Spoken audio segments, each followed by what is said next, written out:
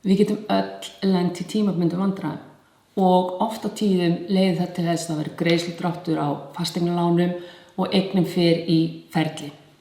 Og því fyrr sem við bregðumst við, því auðveldar er að vinda ofan af ferlinu. Þannig að ef þú ert komin í vanskil og þú ert farin að fá tilkynningar að það sé jafnvel að fara að senda eignina uppboð, byrjaðu alltaf á því að fá verðmat hjá löggiltum fasteignasala. Hann segir þig hvers virði eignin og þú getur skoða svolítið bara þetta eru skuldirnar, þetta er sem ég ræði við og þetta er verðmat eignarinnar. Því það sem er svo mikilvægt að hafa í huga er að eignir hafa hækkað gífurlega mikið síðustu árin og það eru mjög góða líkur að þú eigir fyrir öllu sem þú skuldar, öllum vanskilum og geti labbað á plús. Það sem það líka hafa í huga, ég búin að horfa á þetta mínu 20 ára ferli og ég hef oft komið að þessum sölum að í verstu tilfellunum hefur fólk verið að koma út á sléttu en í bestu tilfellunum hefur það átt 10 milljón inn í eigninni sem að ef ekki hefur gripið að gera hefur lent á uppboði.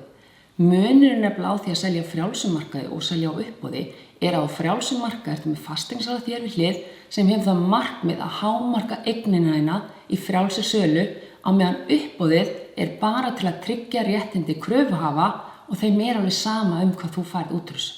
Kíktu á þetta.